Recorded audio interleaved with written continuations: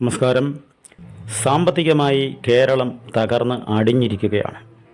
താൽക്കാലികമായും ദീർഘകാല അടിസ്ഥാനത്തിലും കേരളത്തെ കടക്കെണിയിൽ നിന്നും രക്ഷിക്കാൻ ഉതകുന്ന ഒരു സാങ്കല്പിക ബജറ്റ് ഇവിടെ അവതരിപ്പിക്കുകയാണ്.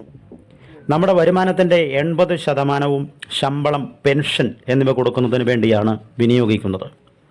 യാഥാർത്ഥ്യബോധമില്ലാത്ത ചില കാര്യങ്ങൾ മാമൂല് പോലെ ഇവിടെ നിലനിൽക്കുന്നു. ഇതിനെ പൊളിച്ചെഴുതാൻ ഒരു ഇടതുപക്ഷ ഗവൺമെൻറ്റിന് മാത്രമേ സാധിക്കൂ. ആയതിനാൽ കേരളത്തിലെ എല്ലാ എയ്ഡഡ് വിദ്യാഭ്യാസ സ്ഥാപനങ്ങളിലെയും പുതിയ നിയമനങ്ങൾ PSCക്ക് വിടണം. ക്രമേണ ഇത്തരം സ്ഥാപനങ്ങളെ സ്വാശ്രയ സ്ഥാപനങ്ങളാക്കി മാറ്റണം.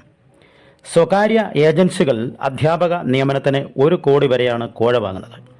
ഒരു മത്സര പരീക്ഷയിലൂടെ അല്ലാതെ വരുന്ന മിനിമം യോഗ്യത മാത്രമുള്ള ഈ കൂട്ടർ കേരളത്തിലെ ഗുണമേന്മയുള്ള വിദ്യാഭ്യാസത്തെ ഇല്ലാതെയാക്കി. കേരളത്തിന് ഒരു പ്രയോജനവുമില്ലാത്ത ഇവറ്റകൾക്ക് ശമ്പളവും പെൻഷനും നൽകാനുള്ള ബാധ്യത കേരളീയ സമൂഹത്തിന് ഇല്ല. വിപ്ലവകരമായ ഈ തീരുമാനം ഇവിടുത്തെ ഇടതുപക്ഷം എടുക്കേണ്ടതാണ്. കേരളത്തിലെ വിദ്യാഭ്യാസത്തിൻ്റെ അലകും പിടിയും മാറ്റണം. കോളേജുകളിൽ ഇപ്പോഴുള്ള പരമ്പരാഗത BA, MA, economics, history, Malayalam, Hindi, അറബി കോഴ്സുകൾ യൂണിവേഴ്സിറ്റി സെൻറ്ററുകളിൽ മാത്രമായി പരിമിതപ്പെടുത്തണം. കേരളത്തിൻ്റെ സ്വത്ത് ഇവിടുത്തെ യുവാക്കളാണ്. അവർക്ക് ഇന്ത്യക്കകത്തും പുറത്തും തൊഴിൽ കണ്ടെത്തുന്നതിന് ഉതകുന്ന കോഴ്സുകൾ പുനർക്രമീകരിക്കും.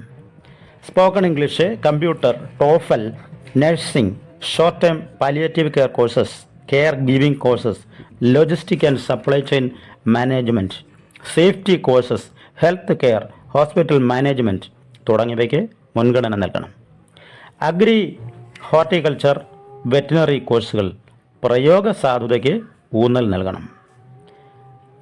അതുപോലെ തന്നെ ഡ്രൈവിങ്ങും റോഡ് നിയമങ്ങളും പാഠ്യ വിഷയമാക്കണം.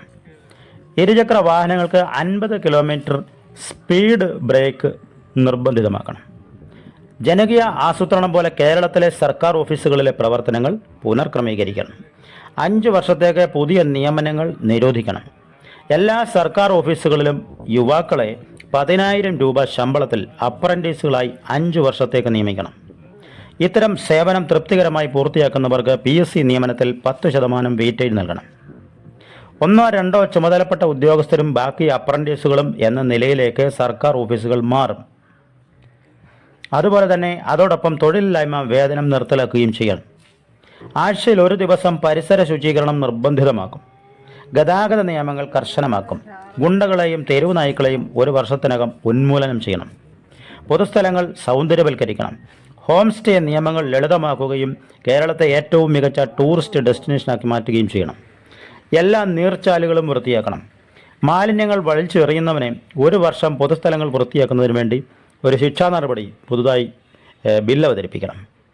തൊഴിലുറപ്പ് പ്രവർത്തികളെ പുനർക്രമീകരിച്ച് സർക്കാർ മുതൽ മുടക്കിയ മുടങ്ങിക്കിടക്കുന്ന എല്ലാ പദ്ധതികളും എല്ലാ സ്ഥാപനങ്ങളും ഉടൻ പൂർത്തിയാക്കണം.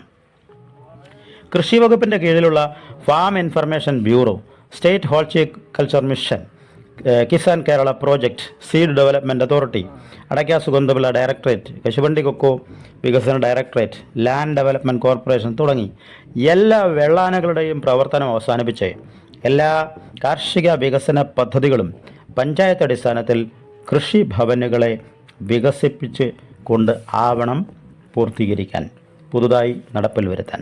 എല്ലാ ജീവനക്കാരെയും, ഇത്തരം സ്ഥാപനങ്ങളിൽ നിന്നും ഉള്ള ജീവനക്കാരെയും ഈ താഴെ പഞ്ചായത്ത് തലത്തിലെ കൃഷിഭവനിൻ്റെ കീഴിലുള്ള വിവിധ മേഖലകളിലേക്ക് നിയോഗിക്കണം.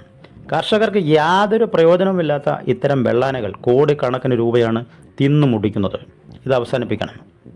100 കണക്കിന് പേരുകളിൽ നൽകുന്ന പെൻഷൻ അവസാനിപ്പിച്ച് 60 കഴിഞ്ഞ എല്ലാവർക്കും ഒരു സാമൂഹിക പെൻഷൻ ആക്കി മാറ്റണം. കലാകായിക മേഖലകളിൽ നൽകുന്ന പ്രത്യുൽപാദനപരമല്ലാത്ത എല്ലാ അവാർഡുകളും ആനുകൂല്യവും നിർത്തലാക്കണം. അംഗീകാരം, പരിശീലനം എന്നിവ മാത്രം നൽകുക. പോലീസിലെ അഴിമതി ഇല്ലാതാക്കി സേനയെ പ്രൊഫഷണലാക്കി മാറ്റുക. കേരളത്തിൽ ഉണ്ടാകുന്ന പകുതിയോളം വാഹന അപകടങ്ങളുടെ കാരണം എന്ന് പറയുന്നത് റോഡ് കയ്യേറി സ്ഥാപിച്ചിരിക്കുന്ന ഓട്ടോ ടാക്സി പാർക്കിംഗ് കാരണമായതിനാൽ അത് കർശനമായി നിരോധിക്കണം. തദ്ദേശ സ്ഥാപനങ്ങളുമായി സഹകരിച്ച് ടാക്സി സ്റ്റാൻഡുകൾക്ക് സ്ഥലം കണ്ടെത്തണം. കേരളത്തെ നിക്ഷേപ സൗഹൃദമാക്കണം.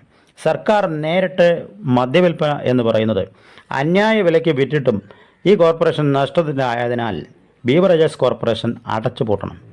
വിൽപ്പനയിൽ കുറവൊന്നും വരാൻ ഇടയില്ലാത്തതിനാൽ നികുതി ഇനത്തിൽ സർക്കാരിന് ലഭിക്കേണ്ടുന്ന തുക ലഭിക്കുകയും ചെയ്യും. നീരയും കള്ളും ചെത്താൻ ആവശ്യപ്പെടുന്ന എല്ലാ ആളുകൾക്കും ലൈസൻസ് കൊടുക്കണം. കള്ള് ഷാപ്പുകൾ വൃത്തിയുള്ള സ്ഥാപനങ്ങളായി മാറ്റണം എന്ന് നിബന്ധന ചെയ്യണം. MLA-മാരുടെ ഈ ഫോൺ എക്സ്പെൻസസും ചികിത്സാ ചെലവ് ഇവ ഇല്ലാതാക്കണം. സർക്കാർ ആശുപത്രികളിൽ ഇവ സൗജന്യമാക്കുകയും ചെയ്യണം. പേഴ്സണൽ സ്റ്റാഫിന് നൽകുന്ന പെൻഷൻ അത് യഥാർത്ഥത്തിൽ ഒരു വൻ ചെലവ്. അനാവശ്യമായി 2 വർഷം പൂർത്തിയാക്കുന്ന എല്ലാവർക്കും നൽകുന്ന ഈ പെൻഷൻ എടുത്ത് കളയണം.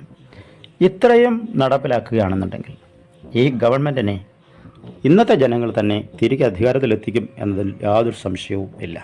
ഇതാണ് ജനങ്ങൾ ആഗ്രഹിക്കുന്ന കേരളത്തിന് ആവശ്യമായ ഒരു ബജറ്റ്. ഇത് നിങ്ങൾക്ക് ആശയപരമായി യോജിക്കാൻ കഴിയുന്ന ഒന്നാണെങ്കിൽ സാർവത്രികമായി എല്ലാ ആളുകൾക്കും ഷെയർ ചെയ്യുക.